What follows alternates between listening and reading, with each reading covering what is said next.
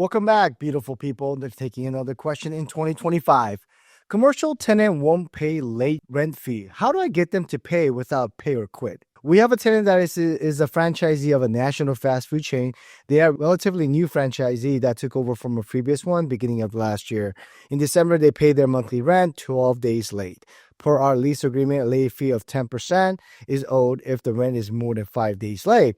They paid rent late once before, which I waived, saying that the waiver was a one-off and that is a late fee would be charged if they do it again. They claim that there was a bank error, that is not their fault, and they should not have to pay the late fee. I stated to them I'm really not interested in reason for late payment. I'm interested in rent arriving on time. So I think this individual, right? I mean, I think if you're in commercial real estate or single family home, Airbnb, whatever it may be, this is something that everyone has probably went through. For people who have never invested, and people go through these quite a bit of times, and there's multiple reasons, right? Maybe the business is doing bad. Maybe they're on vacation. They made a mistake. Maybe there was a bank error like this individual was talking about.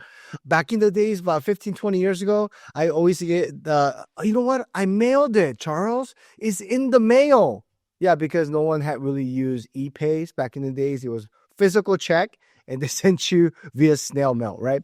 So those are all the excuses, explanation I heard as well too, right? Almost as like my dog ate my homework, you know? So, but sometimes it does happen. So this individual, this owner waiving it, we call it professional courtesy. So usually, you know, if the track record of a tenant is really good and there was a one-off and they're late for whatever the particular reason and explanation, usually as a building owner or property management firm, we usually give them the benefit of the doubt and give them a professional courtesy and waive it. But if a tenant comes and they're continuously late, and we're not going to waive that. So this is essentially what it is.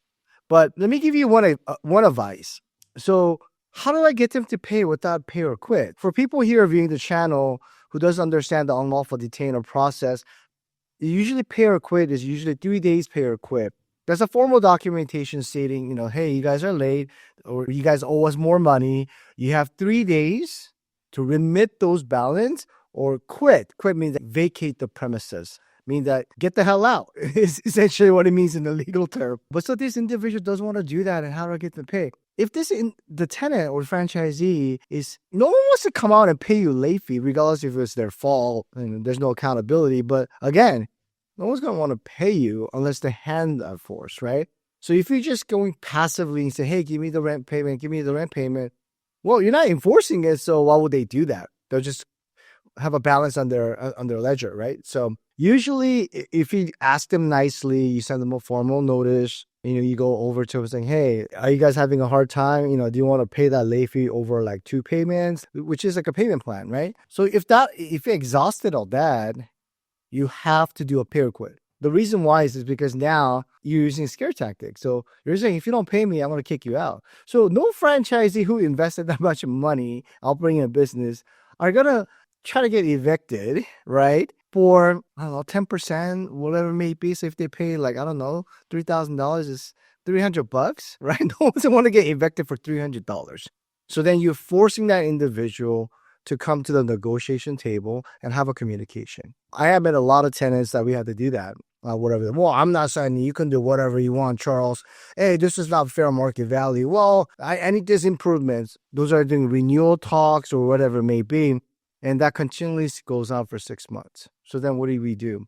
You usually force their hand to do NTV, notice to vacate, or sign this renewal. So then you give them a 30, 60 days, 30 days, whatever you feel comfortable, or whatever is legal pursuant to your contract, you should do that. Because now you're actually forcing them to make a decision. Usually in our leases, there's something called a holdover as well too. So this is why you have to understand your contract, the lingos and things of that nature. So again, you may have to use 3-day pay or quit as a last resort to get them to really negotiate with you or even remit the payment. So is there a good way to do it?